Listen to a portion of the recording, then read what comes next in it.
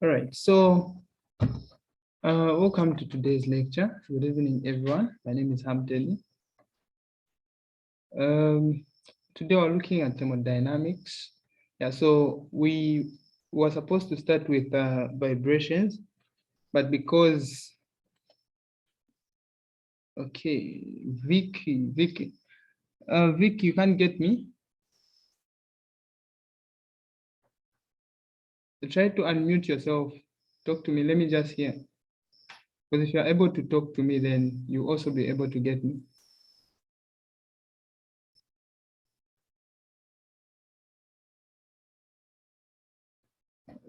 Let me just try to fix this one.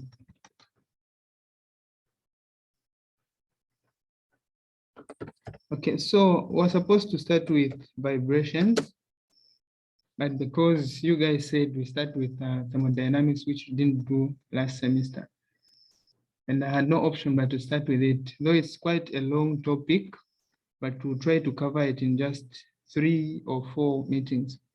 Okay. Let me just reply to this one.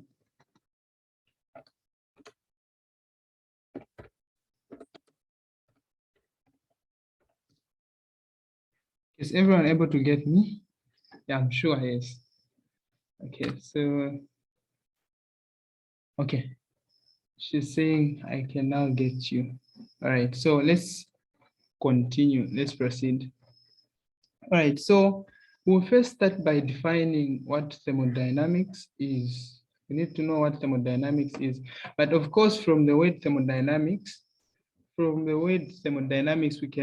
we know to say thermo means something that has to do with heat, and then dynamics has to do with something that is in motion.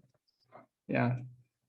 So thermodynamics, for those who are doing engineering, more especially mechanical engineering, you cover it. Okay, let me just say this. Okay, I don't know how I'm going to do this, but I think I'll make a tutorial video on how you access or how you join Zoom for the first time. Because when you join it for the first time, mostly when you join it for the first time, there's a button that you always have to click for you to begin to hear what the host is saying. Okay, so let me do this. I hope they'll see this text which I've sent. All right, so I was saying thermodynamics itself, I mean, this word itself, thermo means something that has to do with heat. And then dynamics, something that has to do with movement, motion. Okay, let me just mute everyone.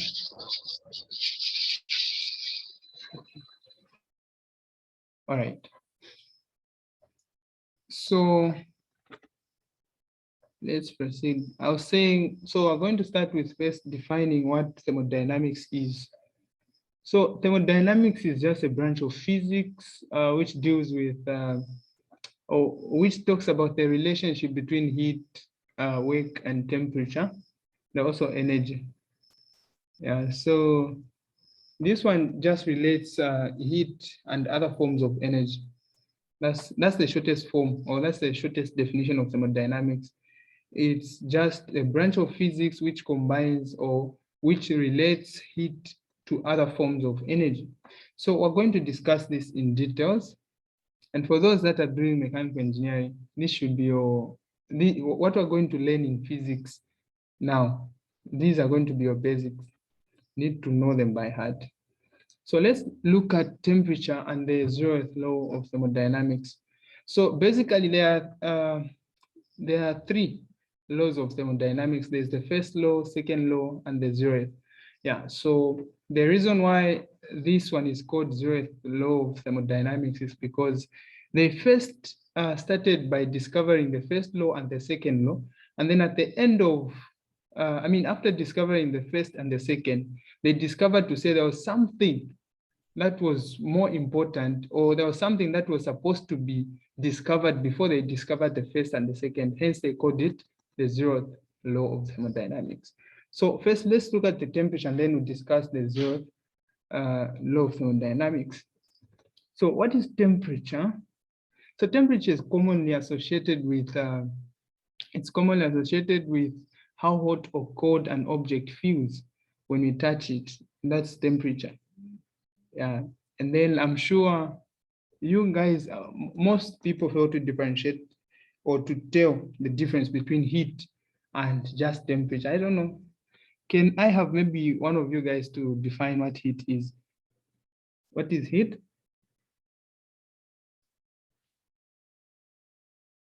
In just a minute, anyone to define what heat is? Okay, heatness is simply the hotness, how hot only, and then when you talk of temperature, it's simply a degree of how hotness or the coldness of a particular environment, or just any environment, I would say. But then when you talk of heat, it's simply just hotness. My own understanding, I would say. Yes, that's correct. So when you talk about heat, heat is just the degree of hotness. And then when you talk about temperature, temperature deals with both coldness and hotness. Yeah, and then in thermodynamics, heat is also defined as the transfer of thermal energy between molecules within a system, and it's measured in joules as well. All right, so let's move on. Yeah, so understanding the concept of temperature requires you to understand what is known as the thermal contact and thermal equilibrium. So when you talk about thermal contact, or when two objects are in thermal contact, it means that there's an exchange of energy between these two objects. So for instance, if you have the object A, if you have this object A, and then you also have the object B, you also have the object B. So if you have, if there's a transfer of energy between these two objects, then you can say these two objects are in thermal contact. But if there's no transfer, if for instance, you have something like this, you have A, then you have B as well here. There's no transfer of energy between these two objects. We say the two objects are not in thermal contact.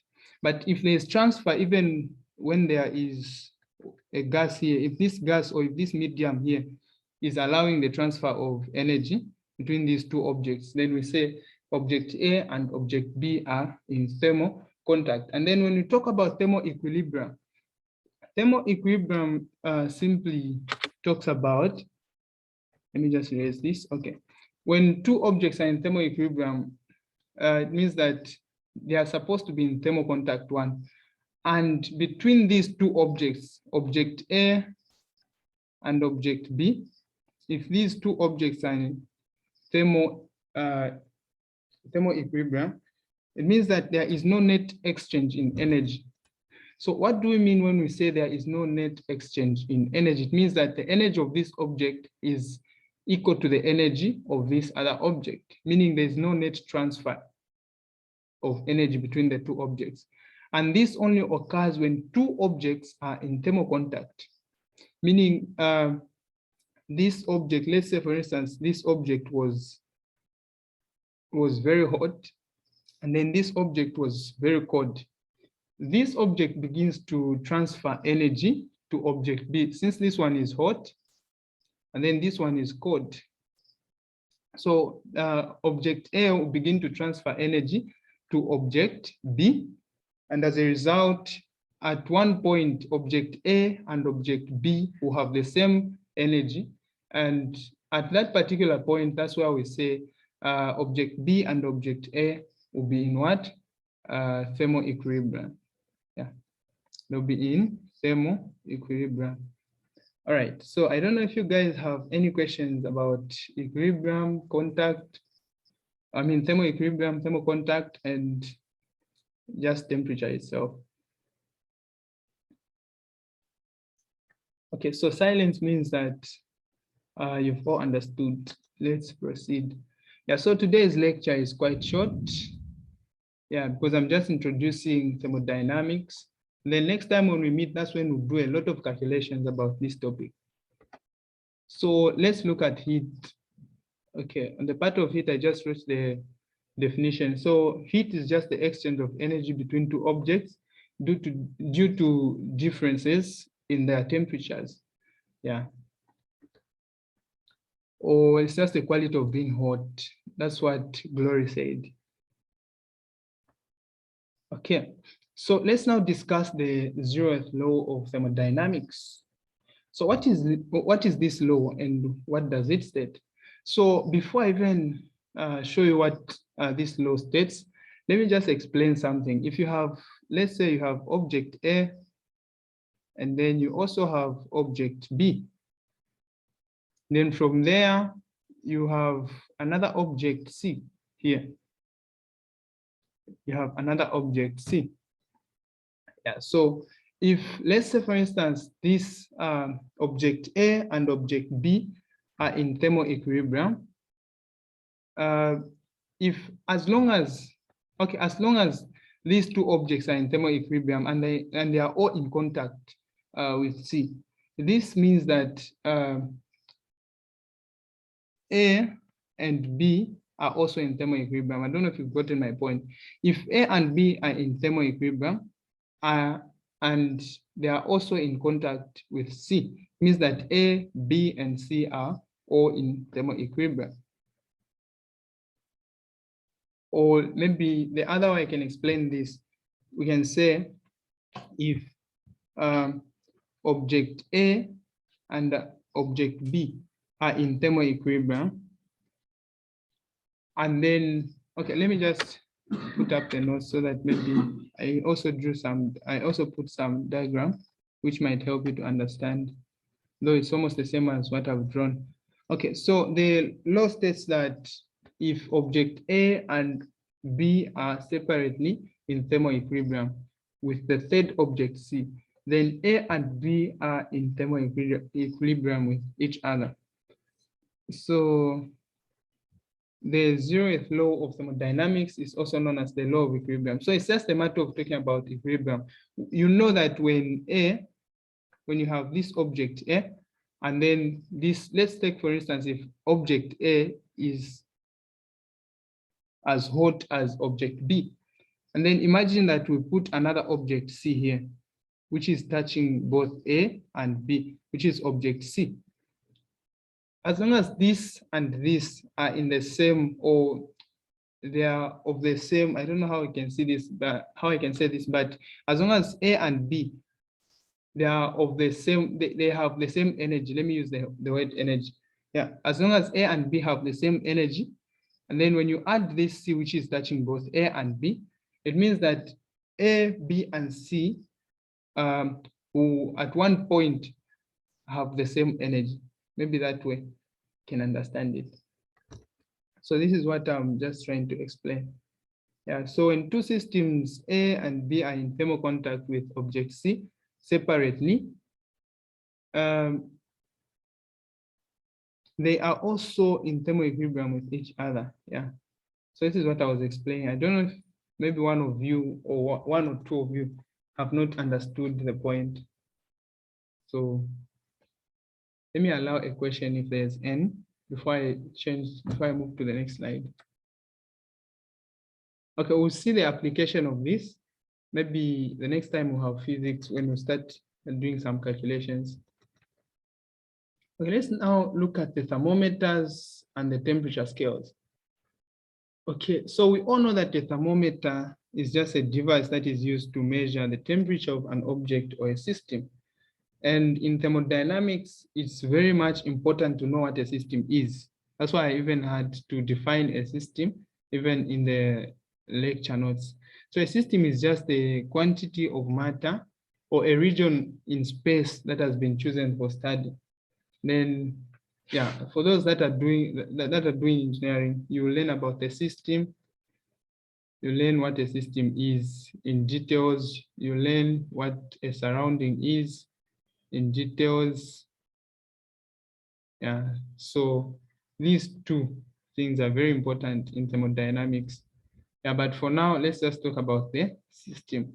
So a system is just a quantity of space, I mean a region in space that has been chosen for study. Yeah, and then a surrounding is anything that is outside the system. Okay. So, I was saying thermometers are used to measure the temperature of an object or a system. We all know that from grade 12. Then energy is exchanged between the thermometer and the system in thermal. Let me just look at this.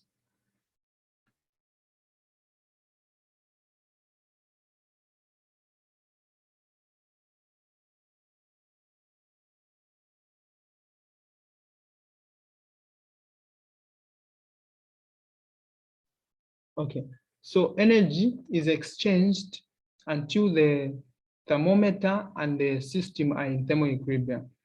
So that's why I talked about this thermal equilibrium. You need to understand what this means. You need to know this as an engineer. So the concept which operates or which works between a thermometer and a system or and the body or an environment which is being measured is that there's always at some point where the temperature or the energy of the system is supposed to be equal to the energy of the thermometer. If you go to hospitals, I'm sure that's the point where the thermometer will produce a sound, TT. Yeah, so that sound will simply just tell you to say the environment here or the system where the thermometer has been put is now in thermal equilibrium with itself. Yeah. Okay. So for accurate readings, the thermometer must be smaller, must be very much smaller, so that the energy of the thermometer, the thermometer gains or loses doesn't significantly alter the energy content of the system. So what they mean here is simply just that the head of the thermometer, yeah, the bulb of the thermometer, that small thing in front of the thermometer. Yeah, so this one, the one that measures the temperature, it's always supposed to be very smaller because it's supposed to be very small because the temperature or the energy losses or gains of this part, this same bulb, is not supposed to alter the energy content of the system. Yeah, so we're trying to measure let's say for instance, you're trying to measure if this is our system, we're trying to measure the temperature of this system. So the energy content of this, the energy losses or the energy gains of this thermometer is not supposed to alter the energy content of the system so that we can get accurate readings on the system. And as we proceed, we'll learn, we're going to learn the reason why if you use maybe a thermometer that has been made or a thermometer whose bulb has been made using a copper something of a copper metal, or the thermometer that has been made using a copper metal will have different readings when measured, when measuring the same system with they'll have different readings when you measure the same system.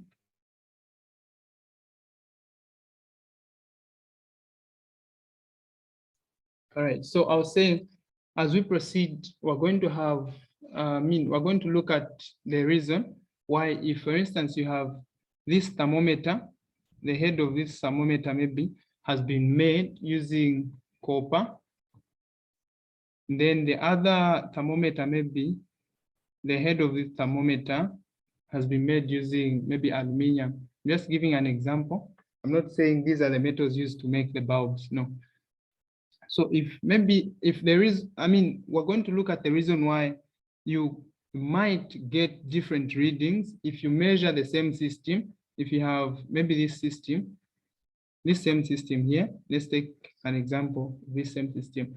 If you have this same system here, then you use this thermometer which was made using copper, you measure the temperature there, and then you also get this thermometer which was made with aluminum, you measure the same system. The reason why you can get a different reading Yeah, we're going to look at that.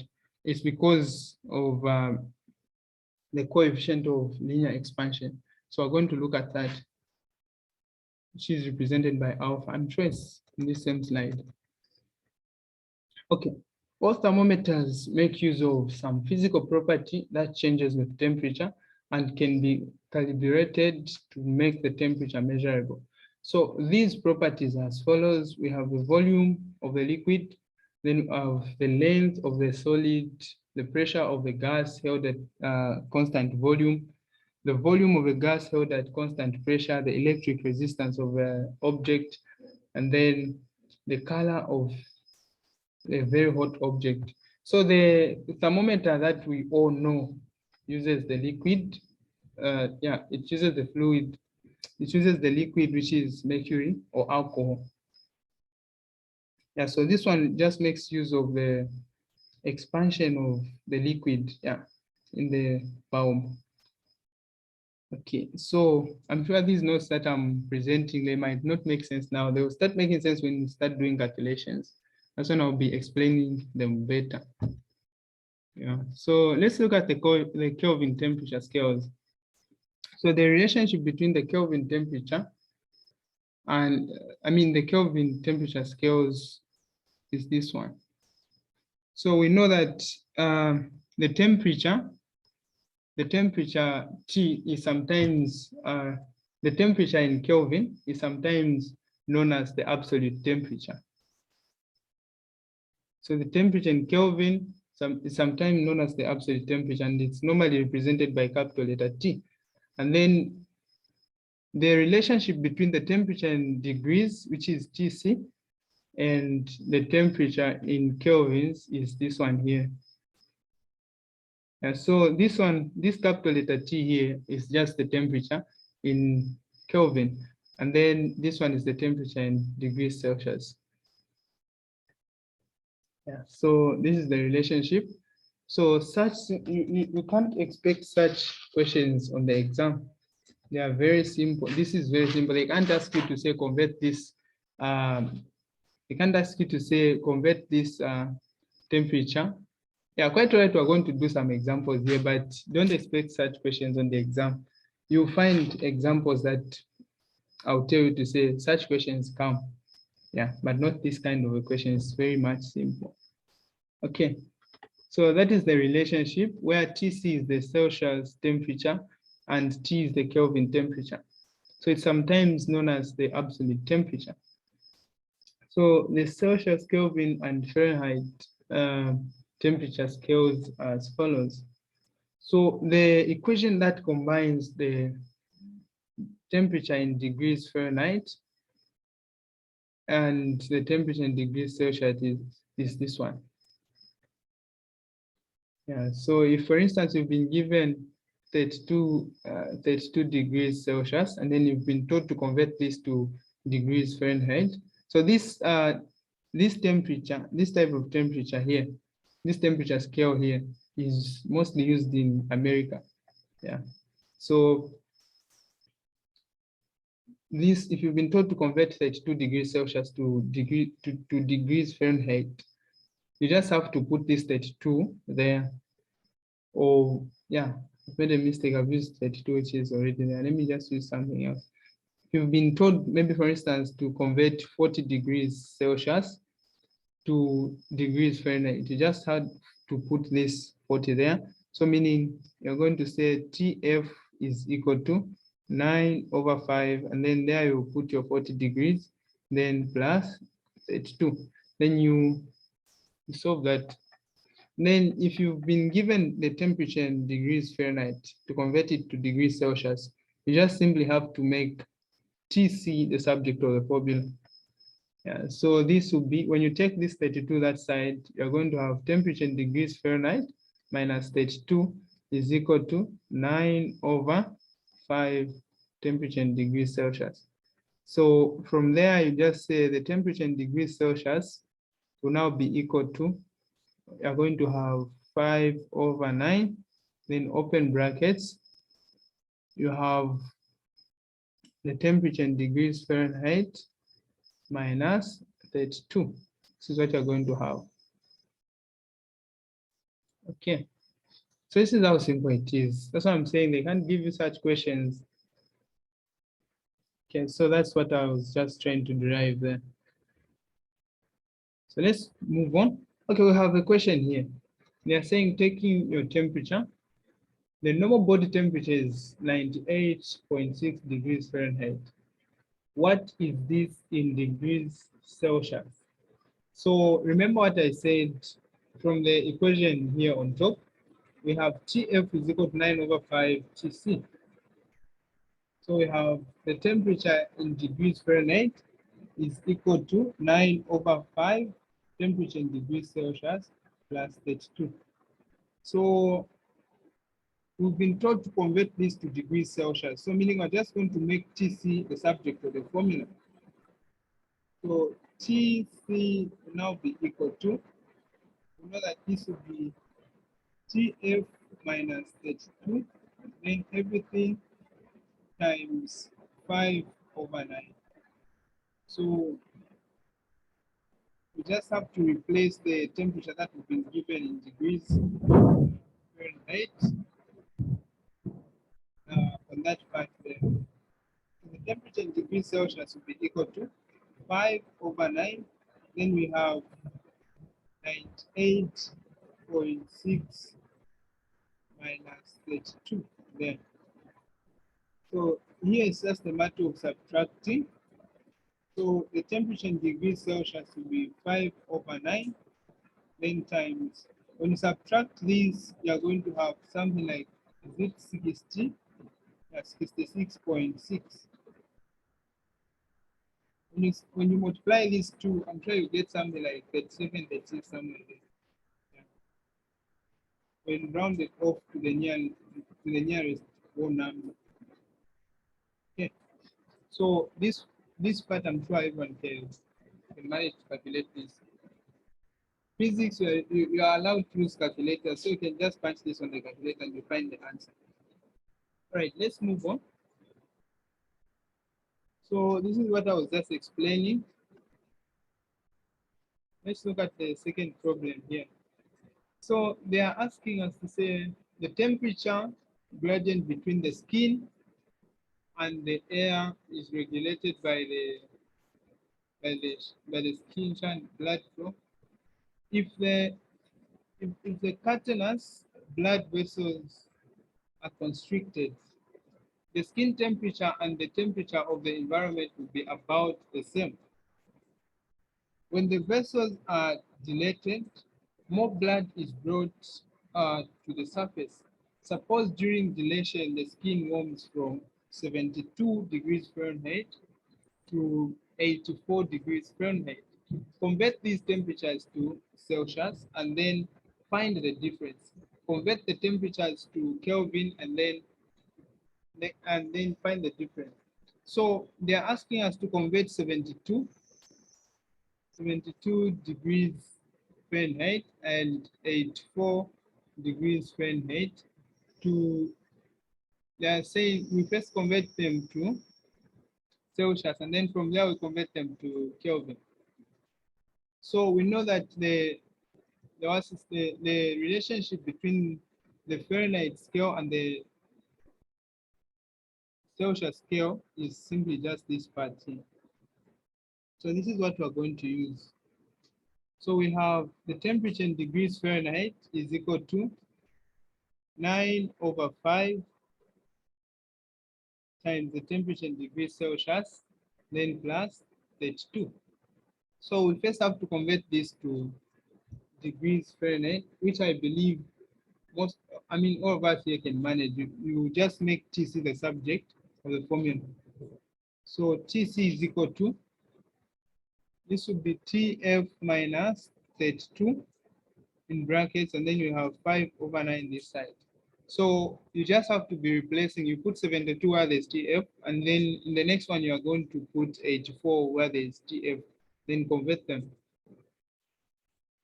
Okay, so here the point they are trying to raise is that, okay, first let me show you the answers. So when you convert this to degrees Celsius, you're going to have 22.2. So 72 converted to degrees Celsius is giving us 22.2. And then 84 converted to degrees Celsius is giving us 28.9. And then when you find the difference between the two, the difference is giving us 6.7. So from there, part B was saying we convert these same temperatures. So we convert these same answers that we have found, we convert them to Kelvin now. So we know that the relationship between the Kelvin scale and the Celsius scale is this one here. So let's now convert 22 to Kelvin. So you first have to make the absolute temperature, which is the temperature in Kelvin, as the subject. So, and this is what you're going to have. And then you just have to replace your 22 there. And then in the next one, you're going to replace your 28 there. Then that's what you get. So 22 converted to degrees Kelvin, to Kelvin, this is what you're going to have. And then when you convert 28 to Kelvin, you're going to have this. Then when you subtract the two, you still get the same answer. So what I wanted to just say is that the change in temperature, when the temperature is in absolute, when the change in the absolute temperature is just equal to the change in the temperatures when they are in degrees Celsius. Yeah. So if you've been asked to find the difference between 273 degrees, 273 Kelvin and maybe 232 Kelvin. If you've been asked to find the difference between these two temperatures, the answer that you are going to get is just the same answer that you can get after converting these two temperatures to degrees Celsius, and then you subtract them. This is what they were just trying to prove here. When you get two temperatures in degrees Celsius, you subtract them. The answer that you get here is just the same answer that you are going to get after subtracting those same temperatures when converted to degrees Kelvin. Sorry, when converted to Kelvin. Yeah, so let's proceed. So this is just the comparison of the Celsius, the Fahrenheit, and the Kelvin temperatures. Yeah. So we know that 0 degrees Celsius is equal to 32 degrees Fahrenheit, which is equal to 273.15 Kelvin. So applies to 100 degrees here in Celsius, in degrees Celsius is equal to 212 in Fahrenheit, and then it's also equivalent to 373.15 in Kelvin. Okay. So now let's move on to thermal expansion, which is the last part we're going to look at today. Let's look at thermal expansion. So we know that when any metal, not just metals, but anything, okay, most of the things here on Earth, when you expose them to heat, they can either expand or contract depending with the material of that thing. Yeah, so this is what this point is just talking about. So we're remaining with 1 minute. So when this link expires, I'm going to post another link in the group immediately when it's just closed. Okay, so this point saying most substances expand when heated and contract when cooled. However, the amount of expansion or contraction varies depending on the material.